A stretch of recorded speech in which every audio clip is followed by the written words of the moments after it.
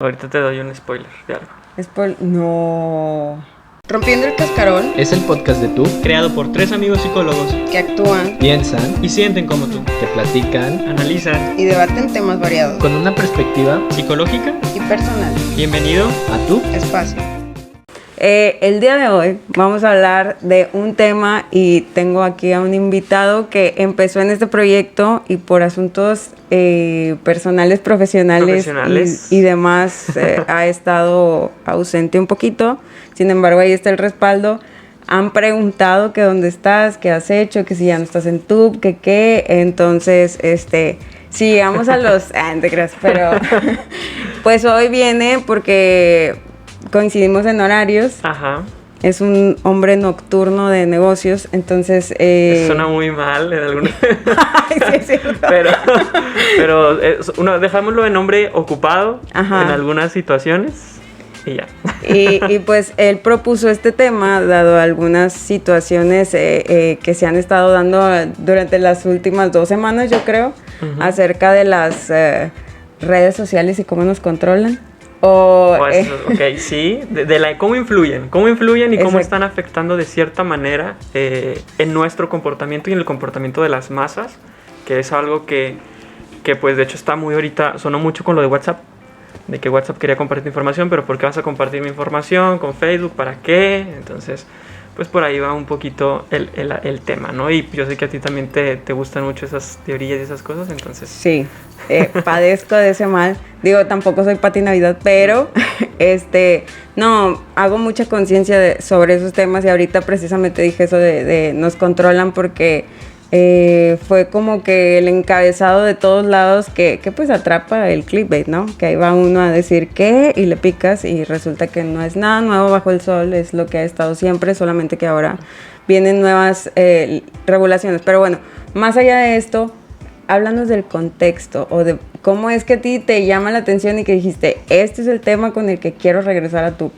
Ok, primero que nada, Buenas qué noches. honor volver a estar aquí, ya se extrañaba, la verdad sí habíamos intentado volver, que pudiera volver a estar acá, pero pues por cuestiones de horario y todo eso pues no se había podido.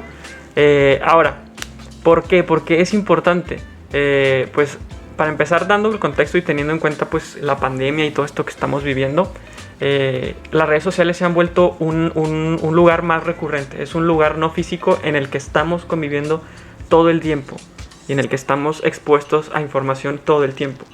Estamos expuestos a más información pues en un día tal vez que lo que muchas personas hace 40 años estuvieron en una semana o en un mes. Entonces Exacto. es mucha información. ¿Y qué información es la que estamos recibiendo, no? Ese es el tema de cómo el algoritmo nos mantiene en una burbuja sobre cosas que nos gustan. Ahorita que decías eso, hace poquito leí, no me acuerdo bien las iniciales, pero hablaban de ese término, que era como la investigación que hacía y daba como resultado en cuánto tiempo podía duplicarse el conocimiento, o sea, podía entender todo el conocimiento del mundo necesario, ¿no? Algo así. Y decía que hace 20 años necesitaban como 40 o 50 y en la actualidad estás hablando de unos 10, 15 años. Entonces, esto es como la velocidad a la que somos aparentemente informados o estamos informados, como lo queramos ver. Y me llama la atención lo que dijiste, ¿no? De las aplicaciones en las que pasamos pues la mayor parte del tiempo y hasta hay memes, ¿no? De a dónde vas a ir a vacaciones o de vacaciones y es como de que a Facebook, Instagram y WhatsApp y entre esos 3. Ajá, ya Twitter. Entonces, totalmente de acuerdo con eso. Ok. Y es aquí. Ah, ok, con tu punto. No.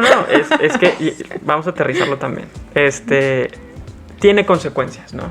Todo esto tiene consecuencias. De cierta manera, el hecho de estar expuesto a mucha información que a lo mejor no está controlada o no es la información más adecuada, nos lleva a modificar de cierta manera cómo percibimos nuestro entorno.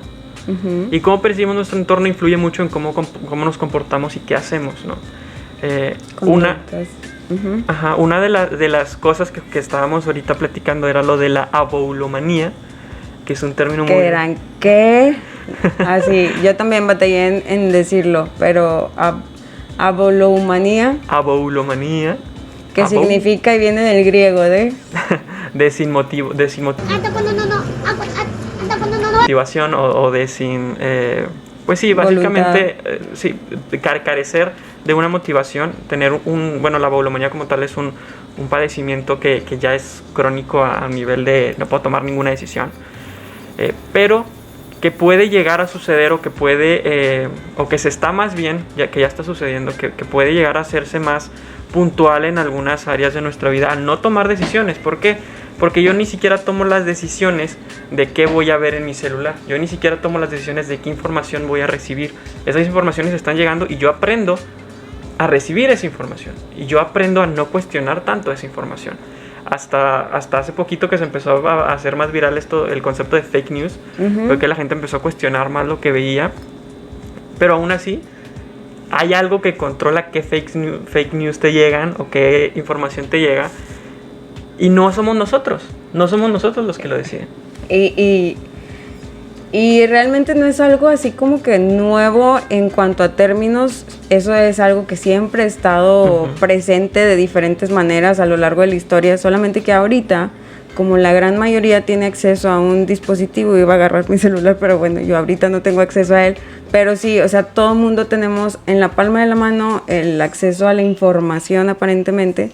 Pues se hace como más un movimiento más social o de conocimiento más público esta situación. Sin embargo, si te vas a la época de los feudales y eso, pues la gente que tenía acceso a la información era súper escasa, ni siquiera sabían leer. O incluso antes, en una época, las mujeres tenían prohibido intentar leer. Hubo la época de la oscuridad, o ¿cómo se llamaba esta? Donde se quemaron los libros. Antes de la Ilustración. El oscurantismo. Creo que sí. Sí, así se llamaba. Que fue una época en donde precisamente era la quema de libros, la quema de todo tipo de información en aquella época científica, porque lo que querían era que la gente no estuviera informada, sí, o que hiciera lo que se le dictaba. Entonces, bueno, en aquellas épocas, ahorita dices, ay, claro que no, eso suena muy Pati Navidad o Rix. Entonces, claro que no es cierto. Digamos que no de aquella forma, pero dime si alguna vez has estado en Facebook, le picas una vez a algo que te interesó de algún artículo, unos patines, y luego cambias de aplicación y allá te aparecen como los banners, ¿no? De los patines, y ya traes como los patines. Entonces, son métodos. Pero más allá de eso, que no es la idea ponernos conspirativos, ¿o sí? De que no, sino directamente conspiranoicos es cómo afecta dicha conspiración en nuestro comportamiento, nuestro comportamiento, y cómo esto puede repercutir en situaciones de mi vida personal en cuanto a decisiones de voy a dar ese paso y voy a poner ese negocio, voy a dar ese paso y voy a hacer este ejercicio constantemente, voy a hacer una dieta que quisiera hacer, todo ese tipo de cosas que se tienen que decidir y que es una decisión constante, porque no es un día, ay, voy a hacer dieta hasta que la acabe y ya. No, decides todos los días hacer dieta, decides todos los días hacer ejercicio.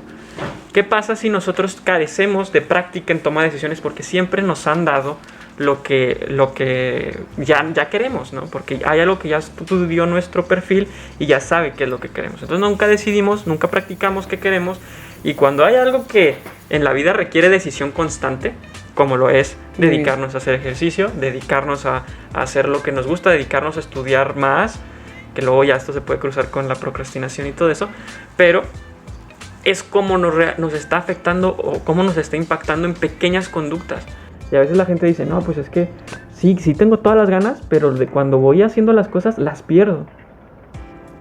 Entonces es ahí donde puede influir esta situación, ¿no? Y de hecho lo vemos seguido en los pacientes o en las personas en común, que es como esta incapacidad de yo tomar una decisión sin antes no hacer un consenso así de medio mundo, que me digan y voy a ver qué me dice tal, y si me dice una de las opciones me voy con otro. O sea, es como esta búsqueda, o simplemente no hago nada, y va de más atrás. O sea, ya vayamos a partes de nuestra infancia en donde pues se nos dice qué hacer, qué estudiar, a veces se nos dice en qué horarios, y desde ahí parte la práctica de decisiones, de toma de decisión. Porque yo les digo, un niño desde chiquito, o sea, desde que está chiquitito, puedes empezar a enseñarle a decidir. ¿De qué forma? Tú le pones 3 opciones de playeras, o sea, playeritas así, y le dices, de estas 3, ¿cuál te quieres poner? Ujú. Tú estás teniendo todavía un rango de control sobre qué, pero él va a empezar a ejercer el de, tengo la libertad de decidir entre un rango que me dan, ¿verdad? La autoridad, pero es así. A partir de ahí puedes ir ejercitando la capacidad de decisión. Ahora, tú antes de que comenzáramos me platicabas sobre los alcances de esto, o sea, de qué es lo que ves tú en la actualidad, Ujú. que es precisamente pues la repercusión de la abulomanía. ¿Qué? La repercusión en sí es la baulomanía, ¿sí? Ujú. Hay que verlo como que el fin último, ya patológico a niveles importantes, es la baulomanía. Pero para llegar a la baulomanía hay que seguir un camino desde antes. Ujú. A lo mejor desde la infancia, como lo mencionas, a lo mejor en algún punto de nuestra vida decidimos, paradójicamente, dejar de tomar decisiones para que los demás las tomen por nosotros. Entonces, ese es la consecuencia final. Pero, obviamente también se puede arreglar, se puede trabajar, todo es aprendible y desaprendible, no hay que olvidar eso nunca. Pero el camino, ¿sí? El camino es en donde nos podemos enfocar, en ese proceso en el que yo me doy cuenta que estoy llegando a ese punto en el que cada vez me cuesta más decidir, en el que cada vez batallo más para hacer las cosas que me gustaría hacer. Es ahí donde digo, bueno, ¿qué está pasando? ¿Qué de mi entorno me está quitando motivación o me está impidiendo desarrollarme en esta área de la vida? Entonces es ahí donde podemos dar ese paso, dar esa primera decisión de, bueno, voy a empezar a tomar más decisiones, voy a empezar a hacer actividades que tenga que decidir conscientemente qué es esto lo que quiero hacer. Al momento de buscar un libro, realmente decir, bueno, voy a buscar un libro que no me han recomendado o de algo que no tenga experiencia antes o de algo que no haya leído antes, simplemente para conocer esta situación. Y eso expande más la capacidad analítica y expande más el horizonte y nos hace más reflexivos y mejora nuestra capacidad de toma de decisiones. Yo creo que eso es algo que se tiene que rescatar o deberíamos de estar todos interesados en rescatar, que es la formación de nuestro propio criterio, porque al final de cuentas estamos muy hechos a la réplica o al copiar, y al final de cuentas lo más enriquecedor que puedes tener es tu propio criterio, formar tus filtros y conforme a eso ir tomando decisiones. Ahora, cuando se llega a estos puntos donde hay esta sensación de no puedo tomar una decisión, o sea, me es muy difícil, incluso yo creo que empiezas a vulnerar ya demasiado la seguridad y por ende la autoestima. Así es. Que tal vez estás en un momento en donde dices, oye, es que realmente cuando tomo una decisión estoy súper inseguro y estoy súper desconfiado y me siento que va a ser lo peor o que estoy preparado para la catástrofe o creo que pude haber decidido mejor, y aún y cuando ya la tomé estoy, ¿y si no es esto? ¿Y si mejor lo cambio? ¿Y si mejor? Y total que no estás disfrutando, o sea, es un desgaste realmente pues bastante... Pues sí, termina siendo crónico, ¿no? Porque es constante y no mejora nunca la situación, a menos que realmente decidamos romper ese ciclo. ¿Cómo se rompe ese ciclo? Bueno, pues ya sabemos que haciendo cosas nuevas o decidiendo algunas cosas, entre ellas ir a terapia. Ya cuando sentimos que no somos capaces nosotros mismos, siempre es importante poder buscar el apoyo de un profesional que tenga esa capacidad, ¿no? Y justamente eso que mencionas de que nos vamos pareciendo más o que los grupos se van haciendo más heterogéneos, en el sentido de... Similares. Ajá, en el sentido de que tus amigos o tu grupo de amigos se parece cada vez más. A tus amigos les empiezan a gustar las mismas cosas que a ti y a ti te empiezan a gustar más las mismas cosas que tus amigos.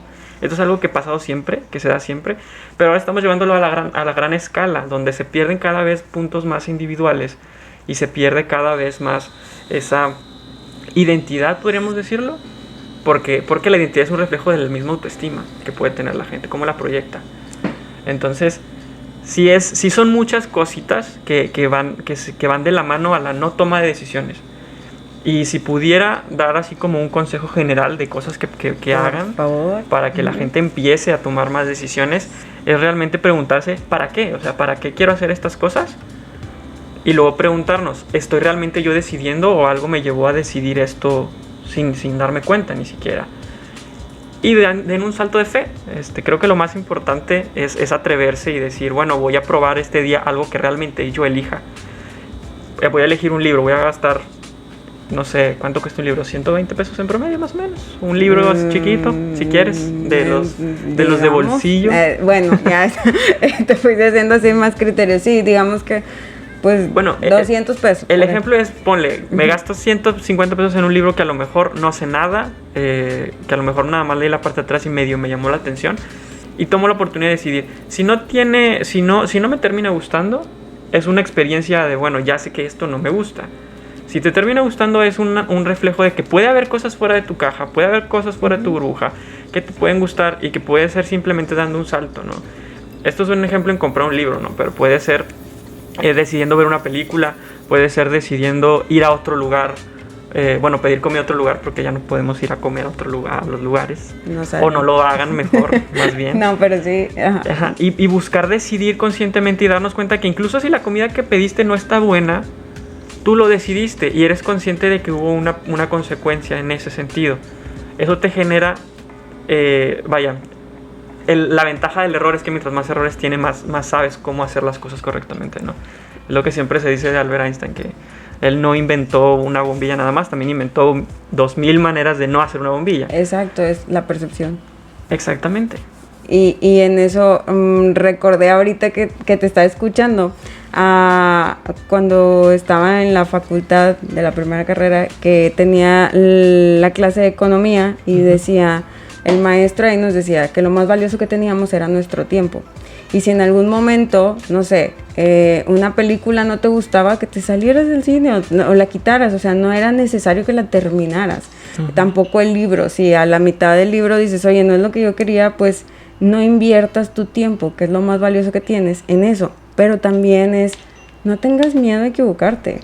O sea, no le tengas pavor al cometer un error o al darte cuenta que algo no te gusta. O sea, pues es una forma de conocerte también, y tenemos tan condenado el no elegir bien a la primera, que se nos hace que sería lo peor que nos pudiera pasar, cuando en realidad no, pues fue un paso para conocerte, es para probar y también saber que siempre se puede intentar otra forma. Entonces creo que fue un muy buen tema. Y tiene para mucho más. Para muchísimo más. Y pues ojalá y te podamos tener aquí más seguido. Ya estoy organizando mis horarios un poquito mejor.